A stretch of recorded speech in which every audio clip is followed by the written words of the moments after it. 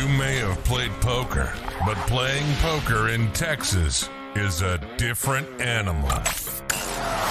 This is the Texas Poker Podcast with Tyler and Clint.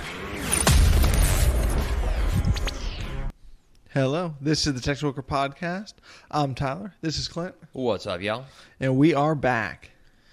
So this podcast is going to focus on, I'm about to leave for the World Series of Poker over in Las Vegas. Not doing the main event, but just go there as a trip every single year to basically just play some cash and do probably some of the series tournaments, not the main event, but just some of the cheaper events throughout that's going on over there. Man, like you always say, though, the cash games during the World Series of Poker are always just so great. The cash games are really great. The list gets super long is the only issue, but the cash games are really good. It's just, in the entire town, it's just such a different vibe. Because, I mean, everybody's there. The vast majority of people are there for the World Series of Poker. So it's just, I remember I was listening to a Crush Live Poker podcast, and one of Bart's things were like, if you're not doing the tournament, you just stay at home. Because most of the good players are going to the World Series of Poker, so the games get better. I never thought of that. Yeah, I remember hearing that, and I was like, well, that's true, but I don't know. The vibe around there is just worth it for me. There's so many tables going that the cash games, to me, usually are pretty good. Because people go doesn't mean they're that good. They just want to go for the tournaments and stuff. So I'm every single year look forward to it, and like I say, it's always just a really cool vibe to go.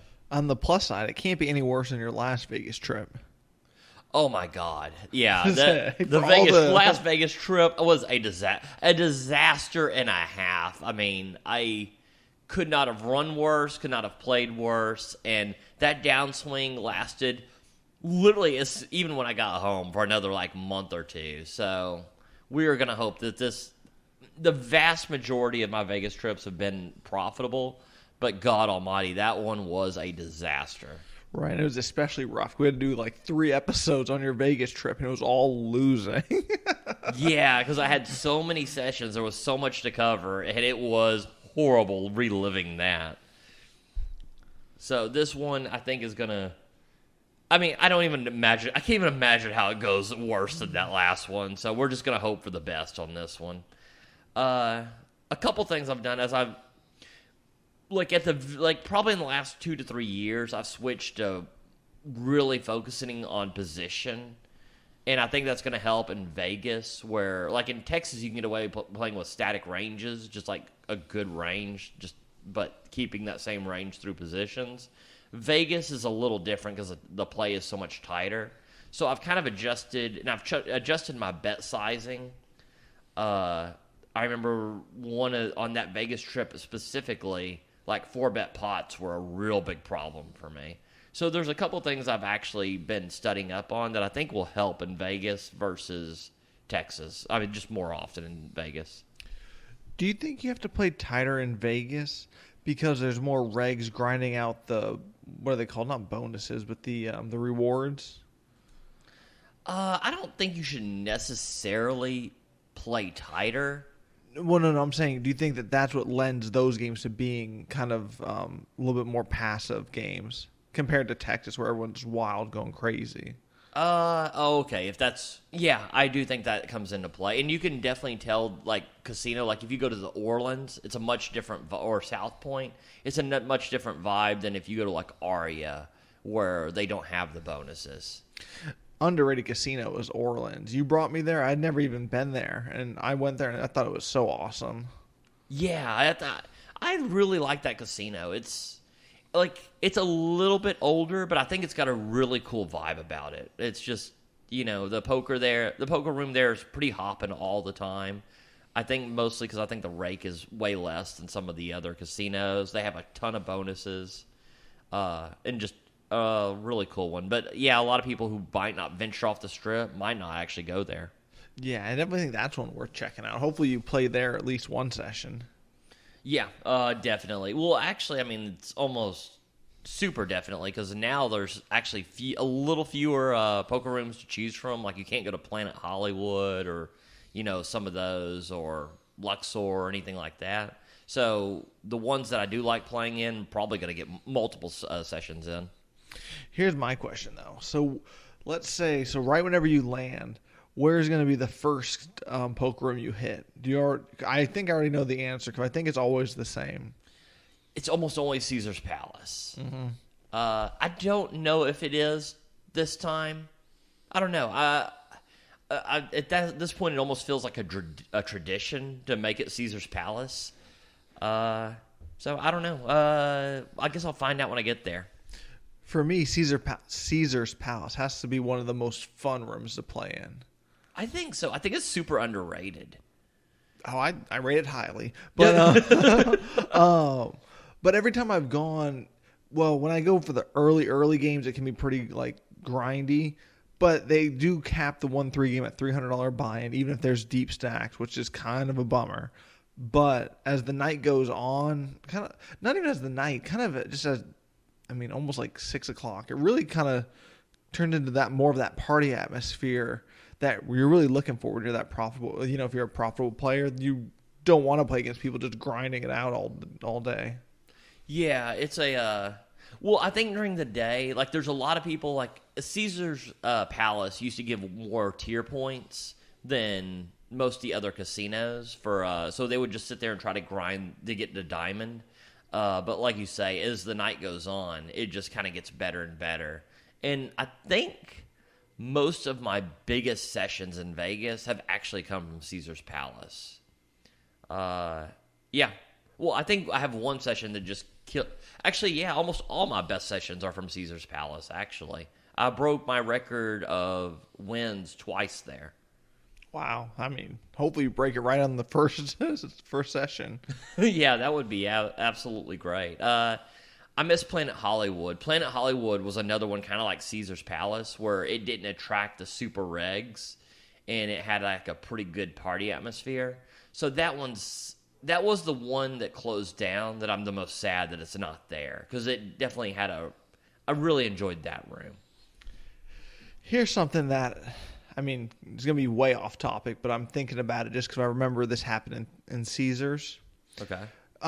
Whenever you're in these party atmosphere games and these players are playing badly, right, and you win a big pot off the player, something that I obviously knew this situation, so I was able to kind of keep it that party atmosphere. Mm-hmm. When they take a bad beat and nothing I could do, you really kind of need to lean into that. I see whenever like some winning players try to break down strategy at the table, which I hate, but you definitely don't want to tell these like recreational players that they did something wrong. Just like, yeah, nothing you could really do there, which keeps the party atmosphere going. That's just something that, because the reason why I bring this up is because at Caesars, when I was winning, just a massive session, just off of really almost this one guy. But but he was a super rec player, obviously successful in life kind of situation. Mm-hmm. Just there to have a good time. And, I was just, all the moves were working, and I just had to tell him, like, yeah, it's just unlucky right there, and just really kind of lean into it to keep it that party atmosphere. And he just kept having a great time, bought more drinks, and, can really kind of bring that winning session to the next level, I guess, really what I'm trying to get to. Yeah, whenever somebody asks me this, I always say, like, it's a cooler type situation. You just can't get away from it. Like, if somebody asks me away from the table, like, strategy-wise, I'll give them an honest answer. But whenever I'm at the table, well, one is I'm never looking to embarrass somebody. Because part of it, like you say, it's a party atmosphere. Part of it's like, oh, well, I lost money, that sucks. But part of it's like they just don't want to be embarrassed, and they want to feel like they made the right play. And the vast majority of people, like, I'm not trying to steer people in the wrong way, but you're not getting strategy. You're not doing poker study at the table at that exact moment. I'm there to try to, let people feel good about playing and having a good time. Oh yeah, and I hate to break it to you, but probably a lot of players are just there to have a good time and don't really care about poker strategy. Which me and you have always said those are the players you want. Those are the players that make the game. Definitely not grinders. So those players hold a special place in the poker community. So very happy for them. But yeah, I'm always gonna do that same exact thing and kind of let them know that it's just a cooler. Not much you could do, even if there's a lot you can do. Yeah, they got just websites dedicated to stuff you can do. Yeah, I mean that 4-8 offsuit. I mean, when you played and got coolered, I mean, and you hit 8-8, and it was 8-8 king, and I'd pocket kings. You know what? Nothing you can do. It's so yeah, I'm looking forward to playing. So one thing I think that goes overlooked during the WSOP is there's obviously the World Series of Poker has great tournaments, but there are a lot of every casino has their own version of the World Series of Poker type deal. They're always doing their own series.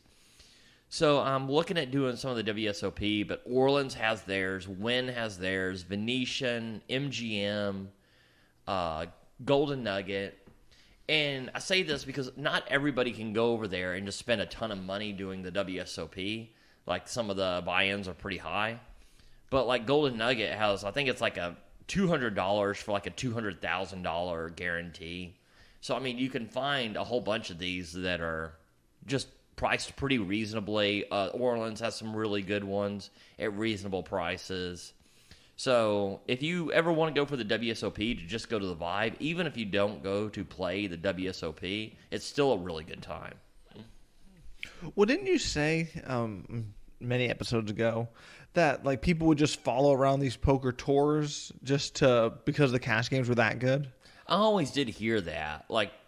The cash game. I mean, well, you have all those people flocking to those games, for the tournaments, for these poker series. If it was the World Poker Tour or the World Series of Poker.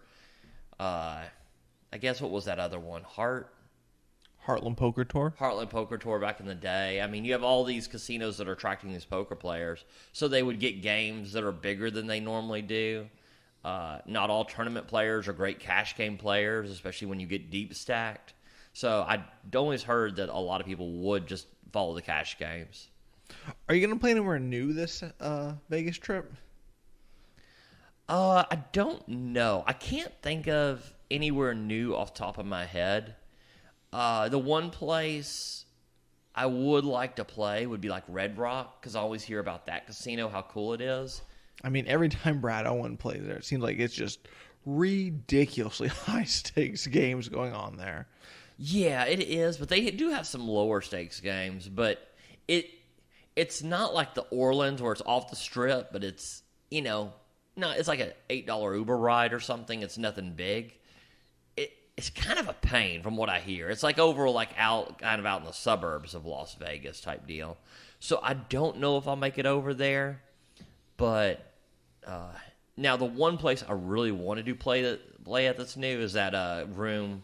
Tropicana is bringing a poker room back. Well, I didn't know that.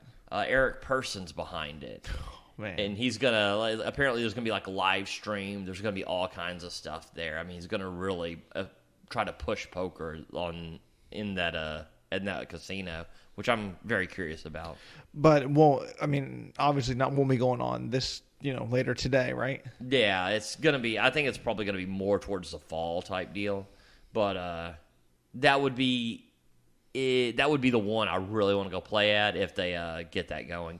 I guess you could say one kind of new place is I haven't been back and played in Las Vegas since the Horseshoe opened their room. It was Bally's, that shitty poker room. Apparently it's really nice now.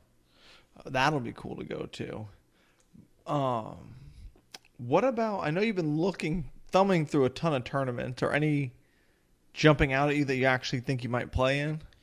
I was definitely thinking of doing the mystery bounty at the WSOP. So every time you knock out a player, you draw a bounty card, and it's going to be worth something, just no matter. And there's one that's worth $1 million. So pretty much everybody has a shot at $1 million prize if you knock out the right person. Well, it's not even, I mean, it really is just draw the right thing, right? Isn't it normally in a little kind of, what they would draw out of the lottery balls out of? That's what I've seen before. I think so. Man, could you imagine being that person that draws $1 million? God, that would be absolutely insane. And I think, like, I was a little nervous that most of the money was going to go to that. But there is apparently a guaranteed $1 million first prize, too, for that tournament.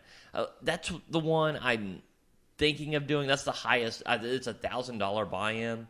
I wouldn't have 100% of myself. Obviously, you would have some action in this. Oh, yeah. So it's but that is the one I'm thinking of doing the most. That's the one that has piqued my interest the most. Definitely would be the kind of like the shot take one, right? Yeah, most definitely. So there's that. There's one golden nugget one. Like I say, I think it's like a 200,000 guarantee for $200. I mean, there's so many flights, but for $200, it might even be more than 200,000. It was something ridiculous. Well, I mean, here's the thing: is you're going to be there long enough to to wait out the flights because you're going to be there for so long. Yeah, so I might do that one. I mean, it's just one of those. It's a super cheap buy-in for if you I mean, you definitely have to strike iron on this one, but just in case. Wynn has some really good ones. Aria has some really good ones. Orleans is a very reasonably priced ones. So there's a Venetian deep stacks going on. So there's a lot of possibilities. I'm mostly going to just go there and play cash games like I usually do. But I'll have to see which ones are just the best in general. Absolutely. It's but very very excited for this, and hopefully this Vegas trip I come back with the exact opposite of last Vegas trip, and it's talking about win after win after win, not like just me getting killed, cooler after cooler, and then some bad play as well. I mean, your PLO story was just so funny about last Vegas one, wherever like you went in, the game ended up being super deep, you were super shallow, and then went all in with just dry aces, and the whole table called. Oh my God. Yeah, that was really tough. Good one, because I saw 1-2 PLO, and I had been running bad. And I was like, 1-2 PLO is not that bad. Then I realized it was a $5 bring-in, and then I was very short stack for what this was. And then I'm like, well, aces are kind of always a favorite. And then I was like, I just jam it right now, like $400, and it was like 30 to go. And I just watched call. And I'm like, well, somebody's got an ace. I'm drawing dead here. So it's and guess what? I was drawing dead. Yeah, that was still just such a funny story from last time. Oh. Whenever I got that phone call and heard that story, but yeah, that was my PLO story. I mean, that is why I'm not a great PLO player. So we're going to hope for a better story. We're going to hope for me getting it in and just rivering great. And here's something that we always disagree on that I kind of hope you go back there, but you never seem to like Bellagio. And that's one of my favorite poker rooms. I will say, it's not that I don't like Bellagio. I like Bellagio. But, okay, for anybody who doesn't go to Vegas who's listening to this, there's 3 main poker rooms almost everybody agrees that are the best. Aria, Wynn, and Bellagio. And I just don't put Bellagio. I don't know why, but I put Aria and Wynn as definitely the best. And I put Bellagio up there, but it'd be like... it might be like 6th or so for me. Now, it's gone up just because now what the big thing about these rooms that get so much action is they don't take a jackpot rake. So the max rake in Vegas is usually $5, but a lot of casinos take an additional $2.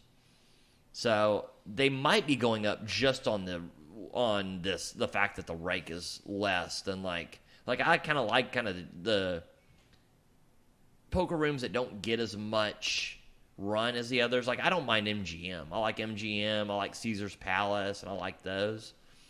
But if they're going to be taking an extra $2, which a lot of that goes to, like, tournaments that only regs can qualify, then I might be going to Bellagio just a little bit more just out of that in general. Well, I don't know. Just whenever I went and had my Bellagio run, I was just in some of the best games. I will say I have been in some pretty good games. Like when I have played at Bellagio, I felt like it wasn't that reg heavy, and that the games were pretty good. I will say that. And plus, I like that you kind of Brad Owen's stomping grounds. So one of the vloggers that we watch all the time, that's where he used to play every single day. So it was pretty cool to be there. Yeah, that's true. It's I actually saw Brad Owen there whenever I was playing. That's right. I do remember that. That's that's kind of cool. I think now Brad Owen is just so on the road between the Lodge and the World Poker Tour thing that it'd be unlikely I run into him. Although, wait, he did I think it's already done, but he final tabled something. I don't know if it was in Vegas or not. It's definitely going to be done whenever this podcast comes out. Oh. We actually had to record an emergency podcast because Clint is going to Vegas for so long that we need to record more episodes while he plays. So we're going to come back with just, a ton of content, I'm thinking. Yeah, I think so. The Win is cool because that's where Jamin, who was my favorite vlogger, goes. So I'm thinking, and I did see him last time I went to the Win as well. Did you play on his table? No, I stopped by. It was him and Rain Delay, and I stopped and said hi to him. I did play with Adam Rude's wife, was on my table for a little bit. So that was kind of cool. That was a trip before last, and I saw so many people. Did you ever go to Troopers game? Yeah, I had a blast at Troopers game. That is something I'm glad you mentioned that, because that's definitely something I will do this Thursday. Yeah, you hadn't even brought it up. So are they still running it? Yeah, every Thursday. And I think that's the vibe is when you watch his videos, it's very much that vibe when you go there. It's just a really good time. Yeah, a really fun time to play poker. I definitely suggest that. And we'll definitely making a point to get there, to go there Thursday. One thing I will say, if you ever go to the Westgate, I did not know how to get there. So I was trying to use the Deuce bus like I do, and it's like a 1.5 mile walk in the heat.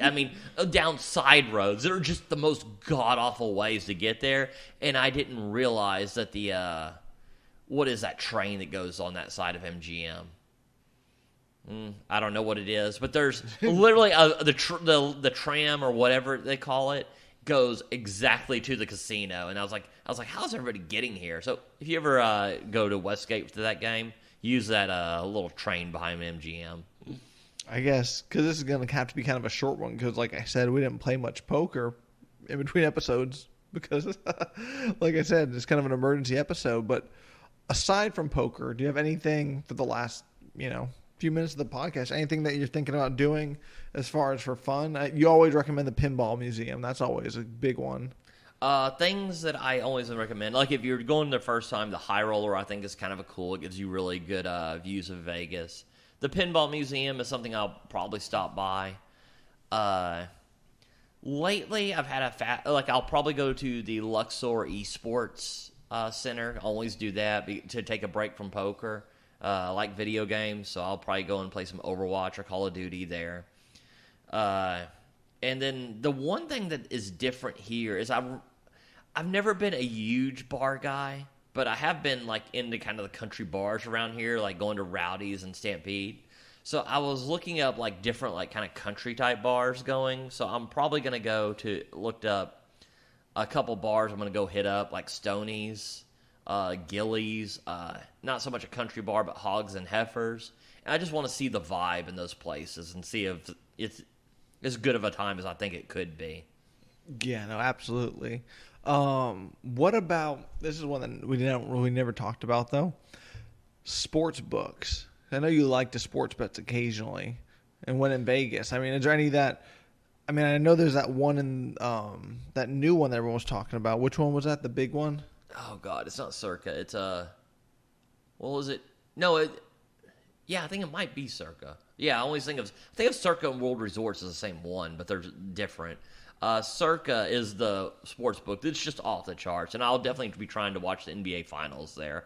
I'll definitely. Last Vegas trip, it was actually the best part of the trip, was me going in and placing a bet and watching the NBA Finals game because it went to shit so much. So definitely going to hit up Circa to watch the NBA Finals and maybe some other sports books.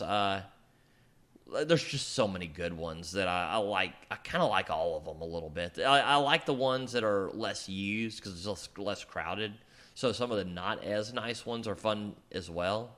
But Circa's definitely, if you're going to watch a game and you're just going to go for like one sports book, I mean, it's so good that at first they were charging people to watch games there. That's how good. Dog.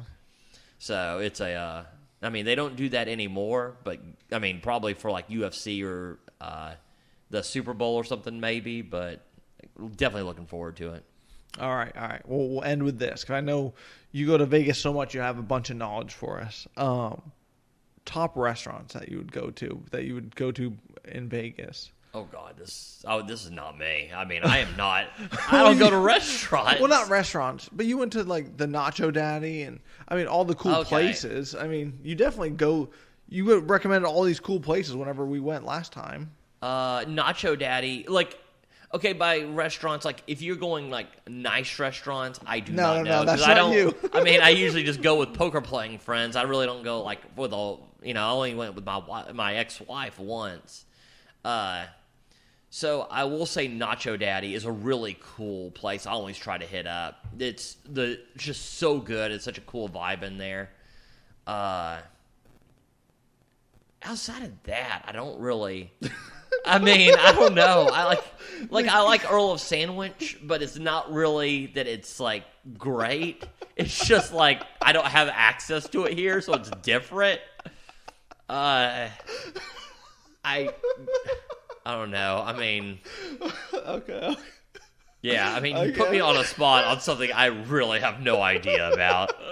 Well, I thought that was going to be a really easy question for you, but on that note, this concludes the Texas Poker Podcast. We'll talk to you next time. That was the Texas Poker Podcast.